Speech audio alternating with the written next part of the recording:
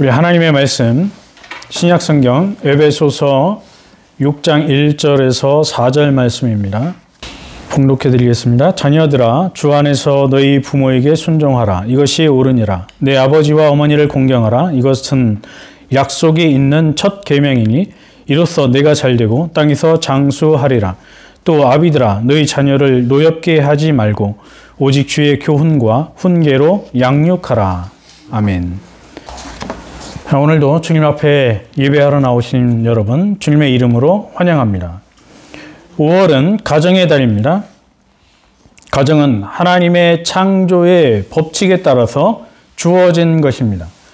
인간이 자기 혼자 살아가기 외로워서 고안해낸 인간의 고안물이 아닙니다. 세상은 가정을 인간의 기준에서 이해하는 것이죠. 그래서 가정을 마치 자신의 필요에 따라서 내가 이런 것들이 필요하니까 이런 배우자를 얻어서 이런 가정을 꾸려야 되겠다. 그렇게 생각하고 만들고 이루어가는 것으로 이해합니다. 따라서 결혼도 쉽게 하고 이혼도 쉽게 해버립니다. 그러나 성경을 하나님의 말씀으로 믿는다면 결혼도 이혼도 기도하면서 신중에 신중을 기해야 하는 것이죠. 그냥 내 마음에 든다고 해서 결혼하는 것이 아니고 또 내 마음에 들지 않는다고 해서 이혼하는 것도 성경적인 것은 아닙니다. 하나님께서는 6째 날 제6일에 하나님의 형상과 모양을 따라서 남자와 여자를 창조하셨습니다. 그리고 두 사람이 결혼하여 한 가정을 이루도록 하셨습니다. 한 남자와 한 여자가 결혼하여 가정을 이루는 것이죠. 오늘날과 같이 한 남자와 다수의 여자가 혹은 다수의 남자와 한 여자가 혹은 한 남자와 한 남자가 혹은 한 여자와 한 여자가 결혼하는 것을 성경은 가정이라고 인정하지 않습니다. 그것을 성경은 결혼이라고 말하지도 않습니다. 타락한 세상에서 이것을 결혼이라고 주장하고 가정이라고 우겨대는 것일 뿐 성경은 한 번도 그것을 가정이라고 말하지 않아요. 성경이 말하는 가정은 한 남자와 한 여자가 결혼해서 가정을 이루는 것입니다. 이것이 바로 창조의 원리입니다. 그리고 자녀를 낳아서 기르게 되는 것이죠. 남편과 아내, 부모와 자녀라고 하는 가정의 공동체를 통해서 하나님의 사랑과 존경을 배우고 하나님을 경외하는 것과 하나님에 대한 예배를 배우게 하셨습니다. 그런데 아담과 하와가 범죄함으로 이 원리가 깨져버리는 것이죠. 그래서 결혼도 가정도 부부의 원리도 부모와 자녀의 원리도 다 깨져버립니다. 그리고 타락한 인간은 남편과 아내, 부모와 자녀, 결혼과 가정의 원리를 다 무시해버리고 자신들이 원하는 대로 자신들이 계획한 대로 결혼과 가정을 엉망으로 이끌어 가는 것이죠.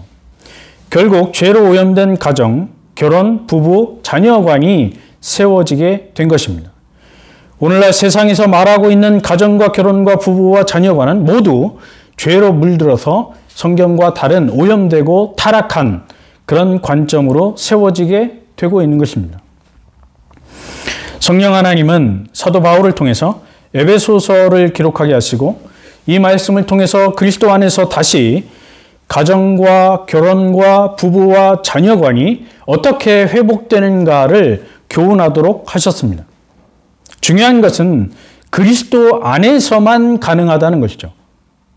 그리스도를 배제하고 그리스도 밖에서는 인간이 그 어떠한 계획과 어떠한 학문과 어떠한 지식을 동원해서 이것을 스스로 회복할 수 없다는 거예요.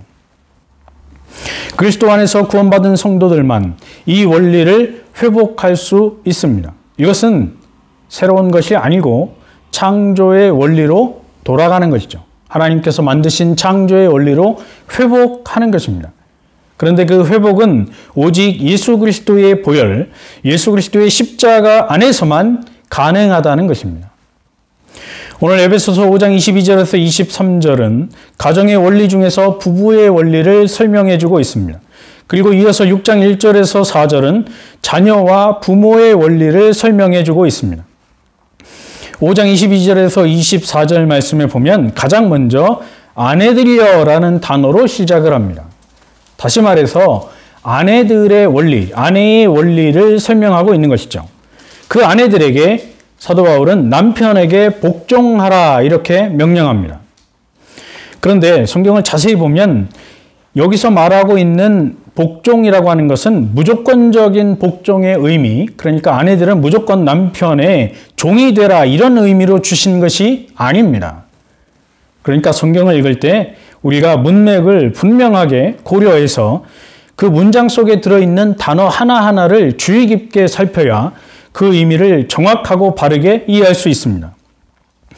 자세히 보면 22절 이하에 보면 주님께 하듯 하라 이렇게 단서 조항이 달려 있습니다. 그러니까 아내들은 무조건 어떤 핑계든지 이유를 대지 말고 무조건 남편에게 종이 되라, 복종하라 이런 의미가 아니고 주님께 하듯 하라 이렇게 말씀하고 있는 것이죠. 무엇인가 하면 가정의 원리는 창조의 법칙에 근거한 것이다 이런 말씀이에요. 아내의 머리가 남편이기 때문입니다. 이것은 교회의 머리가 그리스도이심과 같습니다. 따라서 교회가 그리스도께 하듯이 아내는 범사에 자기 남편에게 복종하라는 것이죠. 사도 바울이 강조하고 있는 것이 어디에 있는지를 우리는 분명하게 알아야 합니다. 교회가 예수 그리스도께 복종하듯이 순종하듯이 아내는 남편에게 순종하고 복종해야 된다는 것이죠. 이것은 가정의 질서의 문제입니다. 남녀 차별의 문제가 아니고 이것은 여자를 비하하고 열등한 존재로 보는 것이 아니에요.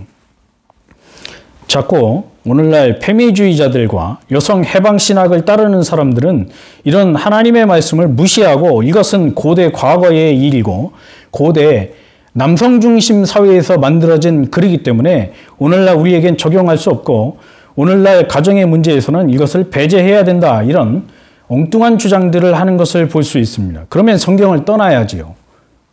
신앙을 버려야 하고 자기들 나름대로 성경을 만들어야 합니다. 그러나 이것은 창조의 원리, 하나님께서 만드신 가정의 원리에 근거해서 말씀하는 것이기 때문에 만고불변의 진리입니다. 절대로 바꾸거나 뒤집을 수 없는 것이죠. 5장 25절에서 28절은 남편들아 이런 단어로 시작합니다. 이번에는 남편의 원리를 말씀하고 있는 것입니다. 남편들은 어떻게 해야 되는가 하면 아내 사랑하기를 그리스도께서 교회를 사랑하시고 그 교회를 위해서 자신을 주심과 같이 하라 이렇게 명령하고 있습니다. 그러니까 아내들이 남편을 순종하는 것보다 남편이 아내를 사랑하는 이 원리가 더 어렵고 더 무겁고 더 중하다라고 하는 것입니다. 아내 사랑을 그리스도의 교회 사랑과 비교하고 있는 것이죠. 그리스도께서는 하나님의 백성, 즉 교회를 위해서 성도들을 위해서 자신의 목숨을 십자가에 내어주셨습니다. 이처럼 남편은 아내를 자기 목숨을 내어줄 정도로 사랑하라. 이게 솔직히 더 어려운 것입니다.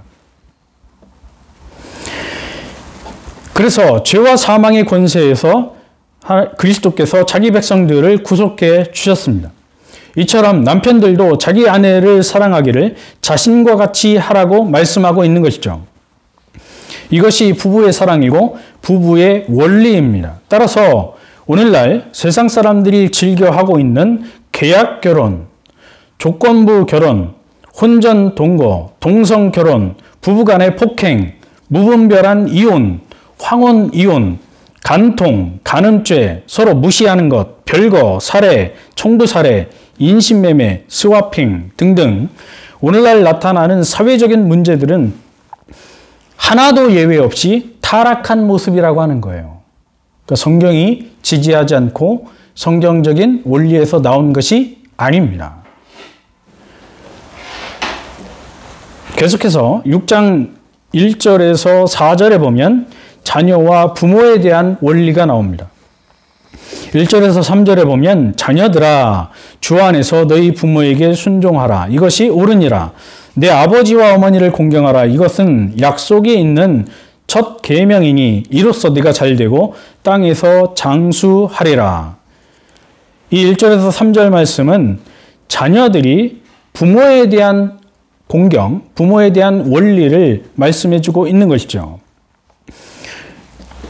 세상에는 어버이날이라고 하는 것이 있습니다. 이 어버이날은 부모를 기념하는 날이에요. 그래서 카네이션을 달아드리고 용돈을 챙겨드리고 전화를 드리고 그렇게 하면 효를 다하는 것처럼 그렇게 세상은 가르치고 있습니다. 특별히 외국에서는 어머니 날과 아버지 날을 따로 구분해서 지키기도 합니다. 그러나 우리나라는 어버이날로 이것을 통일했어요. 1956년 국무회의에서 우리들을 낳아주시고 길러주신 부모님의 은혜에 감사하고 어른을 공경하는 마음을 키우기 위해서 5월 8일을 어머니날로 규정했습니다. 그러니까 1956년 어버이날을 5월 8일로 규정할 때 그 날은 어버이날이 아니고 어머니날이었어요. 그러니까 어머니들은 기쁘고 즐거웠을지 모르지만 아버지들은 서운했겠지요. 하필 그 날의 명칭을 어머니날로 규정했습니다. 그러다가 1973년 그 명칭이 어머니만 좋은 거 아니냐. 아버지들은 서운하다. 그래서 그것을 바꾸게 되는데 그 바꾼 명칭이 바로 어버이날입니다. 그러나 성경이 말하는 부모 공경은 어버이날이 말하는 공경과는 그 개념 자체가 다르고 비교할 수조차 없는 것이죠. 부모 공경이라고 하는 것은 하나님께서 시내산에서 이스라엘 백성들에게 주신 10계명에 들어 있습니다. 그래서 바울은 에베소서에서 자녀들에게 명령하고 있는 것입니다. 그런데 이 말씀을 자세히 보면 단순하게 너희 부모에게 순종하라 이렇게 말씀하지 않습니다. 그러니까 모든 종교가 윤리 도덕의 근거에서 당연히 우리들을 낳아준 부모에게 순종하는 것은 당연하고 마땅한 일이다. 이것은 모든 종교가 다 가르치는 것이죠. 또 윤리와 도덕이 다 가르치는 것입니다. 그런데 기독교도 역시 그들과 동일한 선상에서 기독교도 역시 부모에게 순종하라 이것은 당연한 도리이기 때문에 가르친다. 그렇게 엉뚱한 소리들을 하는 것을 볼 수 있어요. 그러나 성경이 말하는 부모에 대한 공경, 부모에 대한 순종은 다른 종교들과 세상의 윤리와 도덕이 말하는 부모 공경과는 차원이 다릅니다. 왜냐하면 오늘 성경이 말하고 있는 부모에게 순종하라 이것이 옳으니라 이렇게 되어 있지 않습니다. 성경을 자세히 보면 그 앞에 무슨 단어가 있는가 하면 주 안에서라고 하는 단어가 엔 퀴리오라고 하는 단어가 붙어 있어요. 그러니까 세상이 말하는 그냥 단순히 부모 공경, 부모 순종이라고 하는 차원이 아니라는 것이죠. 여기에 힌트가 있습니다. 분명히 사도 바울이 주 안에서라고 하는 단어를 여기다 기록을 할 때는 분명한 의도가 있다라고 하는 것이죠. 그러니까 성경은 그렇게 우리가 마음대로 해석할 수 있는 단순한 것이 아닙니다. 원문을 그대로 번역하면 그 자녀들아, 자녀들 앞에 정관사가 붙어 있습니다. 그 자녀들아, 주님 안에서 너희의 그 부모에게 순종하라. 부모 앞에 정관사가 또 붙어 있어요. 그 부모에게, 너희의 그 부모에게 순종하라. 왜냐하면 이것이 옳은 것이기 때문이다. 이렇게 되어 있습니다. 주님은 예수 그리스도를 말하는 것이죠. 즉 예수 그리스도에 대한 신앙 안에서 이런 말이에요. 예수 그리스도를 통해서 구원받은 성도는 사나 죽으나 먹든지 마시든지 무엇을 하든지 그리스도 안에서 행해야 한다는 것이죠. 이것이 강조점이에요. 단순히 세상이 말하는 부모 공경이 아니고 그리스도 안에서 생각하고 그리스도 안에서 공경하고 그리스도 안에서 순종해야 된다는 것이죠. 그리스도를 빼고 생각하고 행동하면 그 어떤 이유를 대든지 죄입니다. 그리스도를 생각하지 않고 그리스도 밖에서, 다시 말해서 신앙 밖에서 생각하고 신앙 밖에서 어떤 것을 제시한다면 그것은 모두가 죄라고 하는 거예요. 그래서 나의 생각이 기준이 되면 안 되는 것이죠. 많은 사람들이 어떤 문제를 놓고 이야기를 할 때 나는 이렇게 생각한다 이렇게 말합니다. 나는 이렇게 생각한다. 그것은 자기 자신의 생각이고 자기 자신의 주관일 뿐입니다. 그것은 기준이 되지 못하고 진리가 되지 않습니다. 안 따라도 됩니다. 왜냐하면 그냥 개인적인 생각일 뿐이에요. 그 개인적인 생각은 그다지 중요하지 않습니다. 그냥 참고는 할 뿐이지만 중요한 거 아니에요. 그래서 그것은 진리가 될 수 없습니다.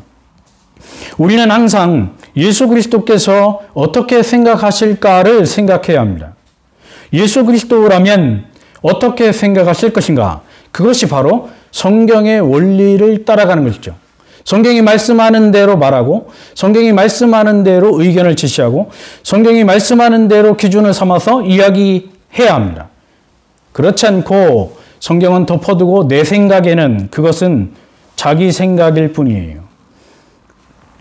그리스도의 생각, 그리스도의 의도, 이것이 바로 성경대로 추적하는 것이죠. 고린도전서 10장 31절에 보면 그런즉 너희가 먹든지 마시든지 무엇을 하든지 다 하나님의 영광을 위하여 하라. 오늘 예수 그리스도 안에서 구원받은 하나님의 백성들이 이 땅을 살아가는 동안 모든 세상의 문제들과 그 모든 문제들을 해결하고 바라보는 관점이 바로 이것이 되어야 한다는 것이죠. 그래서 이것을 성경은 성도들, 교회의 혹은 기독교의 세계관이라고 말합니다. 먹든지 마시든지 무엇을 하든지 하나님의 영광이 되느냐 안 되느냐를 생각해야 되는 거예요. 그러니까 먹는 것을 무엇을 먹느냐, 마시는 것을 얼마짜리 물을 마시느냐, 어떤 음료수를 마시느냐, 거기에 세상은 관심이 있지만 그리스도 안에서 구원받은 성도들은 거기에 관심이 있지 않고 그것이 과연 하나님의 영광이 되느냐, 거기에 관심이 있어야 한다는 것이죠. 그렇지 않으면 그 어떠한 철학도 어떠한 의견도 다 무시될 수밖에 없고 다 죄에 근거한 것입니다. 오늘 성도들의 세계관은 하나님의 영광이 되는지 안 되는지를 기준으로 삼아야 합니다. 그래서 하나님의 영광은 하나님의 말씀이 제시하는 대로 할 때에 비로소 이루어지는 것입니다. 나의 생각과 나의 주관대로 하는 것은 결코 절대로 하나님의 영광이 될 수 없습니다. 왜냐하면 나는 하나님이 아니기 때문이죠. 부모에 대한 순종이라고 하는 것은 세상이 말하는 세상의 기준이 아니에요. 남에게 잘 보이고 남에게 효자, 효녀라고 칭찬받기 위해서 하는 것도 아닙니다. 그것은 예수를 믿지 않는 사람들은 얼마든지 할 수 있지만 예수 그리스도 안에 있는 성도들에게는 그런 기준에서 하는 것이 아니지요. 예수 그리스도 안에 있는 성도들이 해야 되는 부모 공경은 하나님의 명령이기 때문에 하는 거예요. 그래서 순종하는 것입니다. 여기에 토를 달고 핑계를 댈 수 없습니다. 그런데 성경을 자세히 보면 순종하라는 이 단어가 현재 명령법으로 되어 있습니다. 우리 성경에는 찾을 수 없지만 원문을 보면 현재 명령법으로 되어 있어서 너희는 계속해서 순종하라 이렇게 되어 있어요. 무슨 말인가 하면 어버이날, 어버이주일 하루만 순종하고 하루만 공경하는 척 하는 것이 아니고 부모님이 이 세상을 떠나시는 순간까지 계속해서 순종하라. 이것이 하나님의 명령입니다. 그런데 이 순종이라고 하는 단어는 듣는다, 청종한다, 주의 깊게 듣는다, 순종한다 이런 뜻을 가지고 있어요. 무슨 말인가 하면 순종이라고 하는 것은 어려운 것이 아니라 대단히 쉽다는 것이죠. 부모님이 하시는 말씀을 경청하고 주의 깊게 듣고 그대로 따르는 거예요. 어려운 게 아닙니다. 그것이 나의 생각에 맞든지 맞지 않든지 내 생각과 같든지 다르든지 중요하지 않습니다. 부모님의 말씀을 듣고 그대로 따라가는 거예요. 그러면 왜 이렇게 순종해야 합니까? 그 이유가 나오죠. 그 이유는 이것이 옳기 때문이다. 이렇게 말씀합니다. 여기 옳다는 단어는 디카이오스라고 하는 단어입니다. 이 단어의 원래 의미는 공정, 거룩, 의, 하나님의 법에 순종한다. 그런 뜻이에요. 하나님이 모든 것의 기준이 됩니다. 우리가 나이를 먹어가면 갈수록 기준이 누가 됩니까? 내가 되는 거예요. 내가. 내 생각이 기준이 되어서 이렇게 해라 저렇게 해라 이런 경우를 많이 보게 됩니다. 그러나 우리는 우리가 하나님이 아니기 때문에 내 생각과 내 의견이 기준이 될 수 없습니다. 항상 우리의 기준은 하나님이십니다. 하나님이 옳다고 하면 옳은 것이고 하나님이 그르다고 하면 그른 거예요. 그래서 하나님의 기준에서 볼 때 이것이 의롭고 거룩하다 그런 뜻이에요. 그것이 바로 이 디카이오스, 옳다라고 하는 단어입니다. 따라서 하나님께서 정하신 법칙에서 이것이 옳은 것이다 그런 말이죠.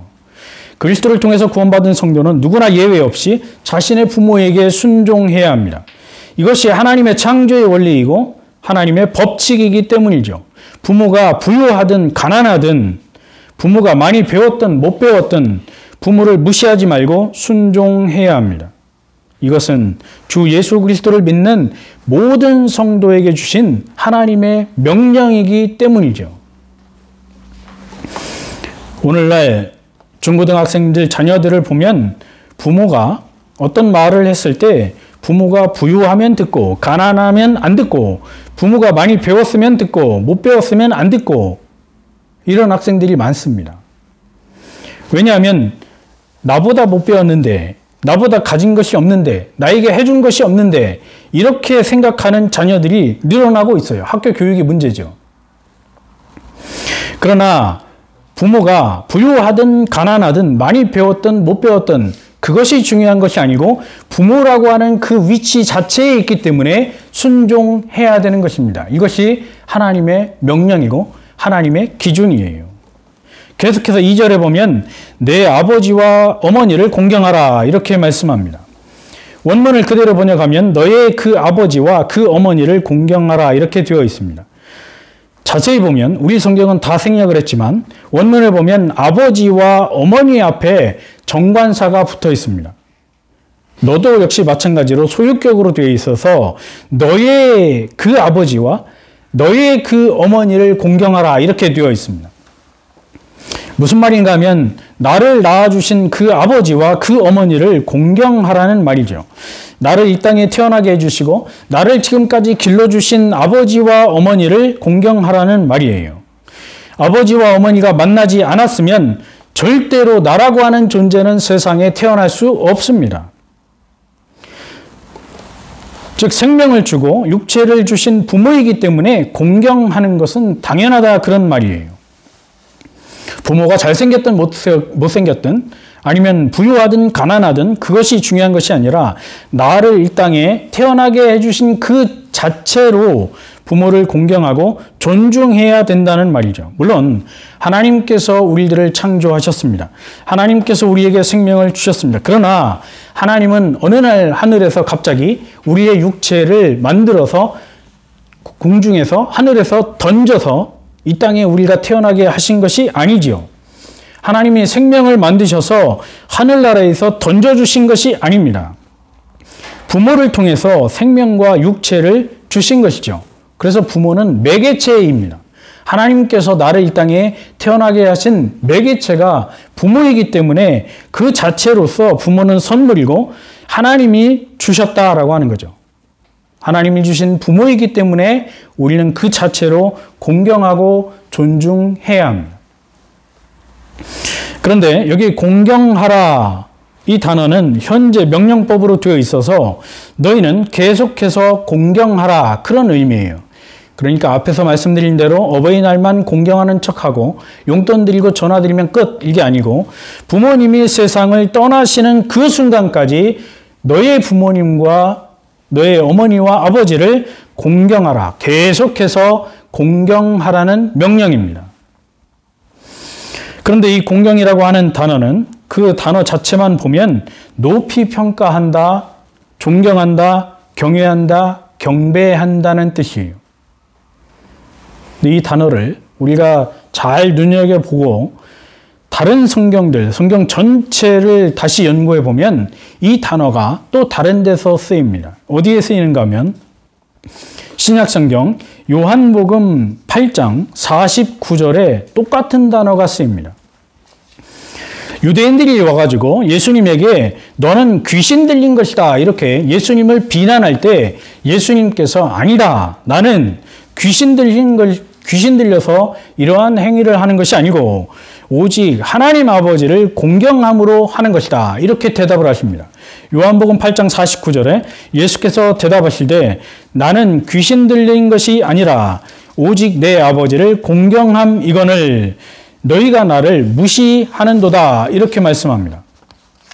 예수님께서 하나님을 공경한다라고 말씀하실 때 그 공경이라고 하는 단어가 오늘 여기 사도 바울이 말씀하고 있는 부모에 대한 공경과 똑같은 단어입니다.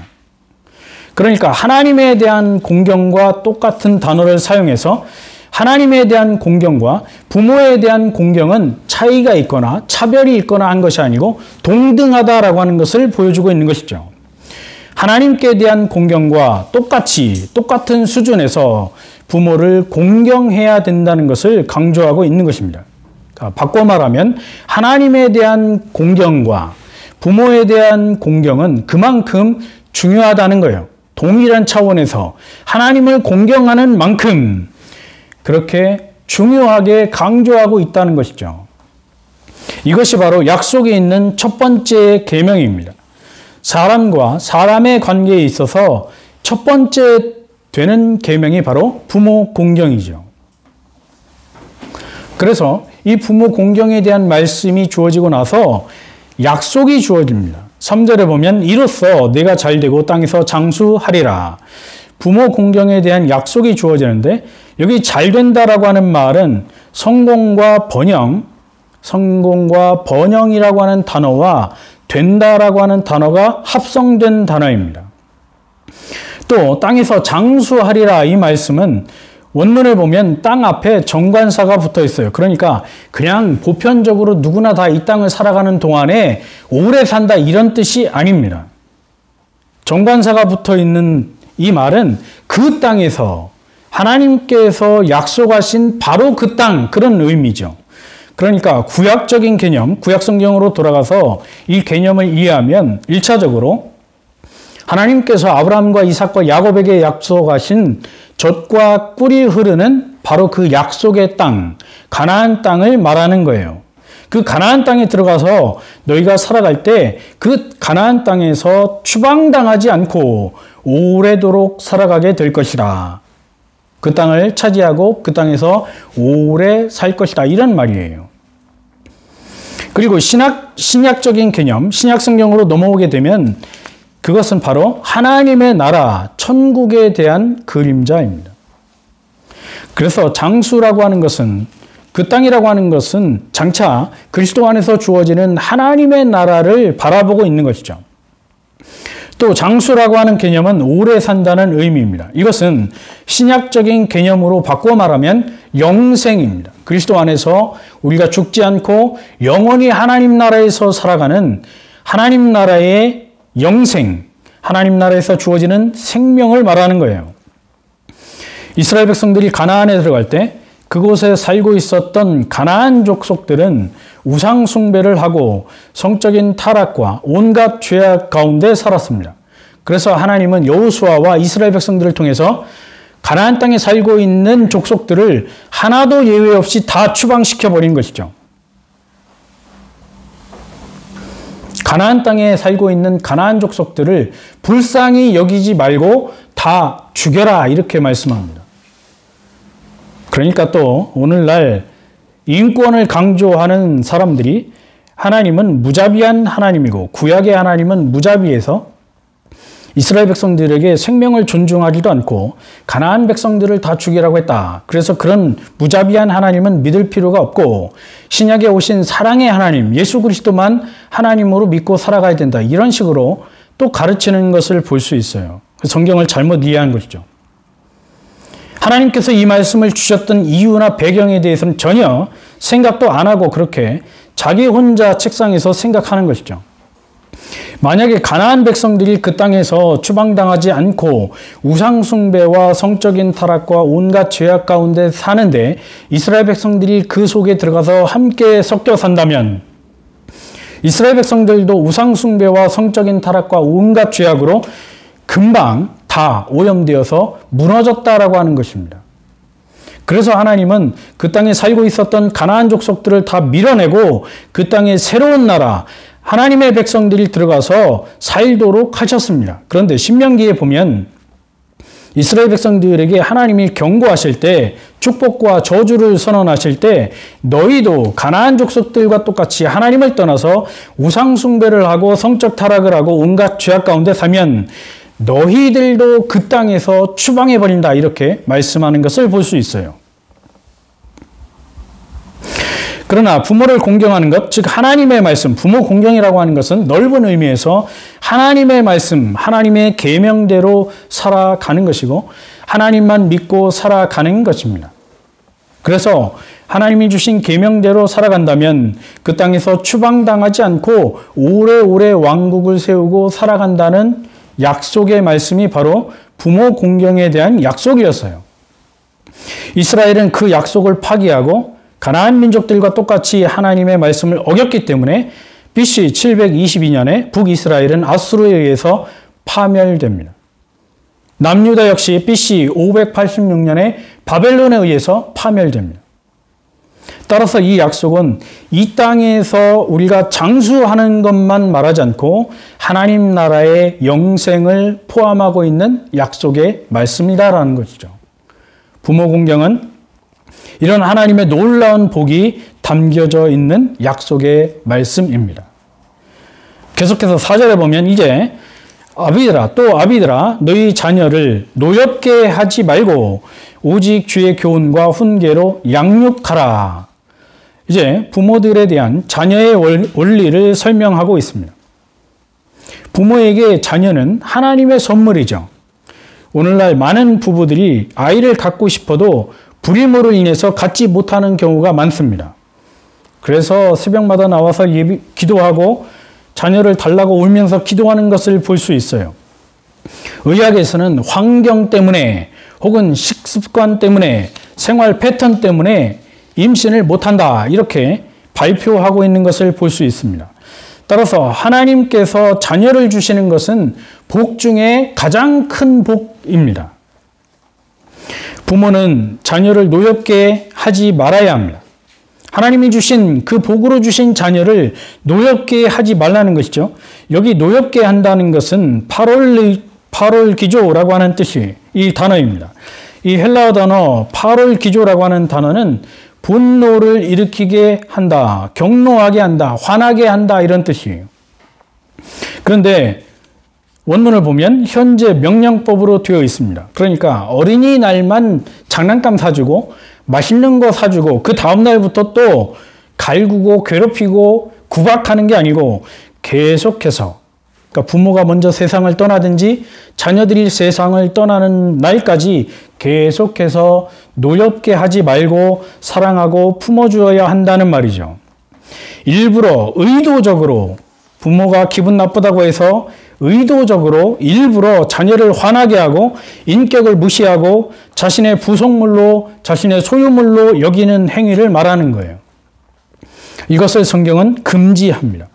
자녀는 하나님의 선물이기 때문에 인격적으로 대우하고 존중하고 사랑해야 한다는 것이죠. 이것이 하나님이 세상에, 이 땅에 주신 하나님의 가정의 원리이고 법칙입니다. 또 주의 교훈과 훈계로 양육해야 합니다. 여기 교훈이라고 하는 단어, 파이데이아라고 하는 이 단어는 가정훈련, 가정교육, 징벌, 교육, 체벌, 벌주기, 이런 뜻이에요. 오늘날 학교에서 잘못된 선생들이 가정에서 부모가 회초리를 들거나 체벌을 하면 학교에다 신고를 하거나 인권센터에다가 신고를 해라, 이런 식으로 선생들이 잘못 가르쳐가지고 부모가 화를 내거나 야단치면 당장 달려가서 신고하는 경우를 보게 됩니다. 가정교육이 엉망이 돼버리는 거죠. 가정이 무너지고 사회가 무너지고 국가가 무너지는 거예요. 그러니까 아이들이 이제는 어떻게 합니까? 선생한테 대들죠. 부모에게 대들고 부모가 때리면 경찰서에 신고하라고 했으니까 선생도 예외는 없다. 아이들이 얼마나 똑똑합니까? 그래서 선생들이 야단치면 선생들을 두들겨 패고 선생들을 경찰서에 신고합니다. 역으로 선생들이 당하고 있는 거죠. 헬라와 로마 시대의 가정교육은 어른이 되는데 필요한 싸움의 기술이나 칼 쓰는 법이나 철학이나 문법이나 논리학이나 연설, 이런 것들을, 수사학을 가르쳤습니다. 그러나 기독교는 그런 것들을 가르치지 않습니다. 기독교 성도들이 가르쳐야 되는 것은, 부모가 자녀에게 가르쳐야 되는 것은 그리스도의 교훈, 다른 말로 말해서 성경이죠. 성경을 가르쳐야 돼요. 성경을 어려서부터 가르쳐서 성경대로 살아가는 신앙인으로 길러야 하는 것이 부모의 책임입니다. 그래서 때로 성경에서 이탈한 행동을 할 때 징벌을 해야 되고 체벌을 해야 되고 벌을 주어야 되는 것은 성경의 원리입니다. 뿐만 아니라 훈계라고 하는 단어, 누데시아라고 하는 이 단어는 충고, 권고, 경고, 책망, 훈계 이런 뜻이에요. 그리스도의 말씀을 통해서 충고하고 경고하고 책망해야 되는 것이 부모의 원리이고 하나님이 세상에 주신 법칙이에요. 하나님께서 부모들에게 주신 의무이고 책무입니다. 원문을 보면 주님의 교훈과 훈계 안에서 그들을 계속해서 양육하라 이렇게 되어 있습니다. 부모의 자녀 교육에 대한 책임이죠. 그리스도의 말씀 성경을 가지고 자녀를 교육하고 책망하고 훈계하는 것입니다. 이렇게 교육을 할 때 가정이 바로 세워져 나가는 것입니다. 제가 과거에 어떤 교회에서 사역을 할 때 그 담임 목사님이 자꾸 세상적인 책을 가지고 와서 세상의 베스트셀러, 가족 간의 의사소통이 잘 되는 방법, 이런 책들을 가지고 와서 학생들을 교육하라, 혹은 부모들을 교육하라, 백날 해보십시오. 되지 않습니다. 그래서 그렇게 그 목사님이 부부들과 부모들과 자녀들을 교육했는데 하나도 나아진 것이 없습니다. 왜냐하면 그것은 세상적인 방법이기 때문이죠.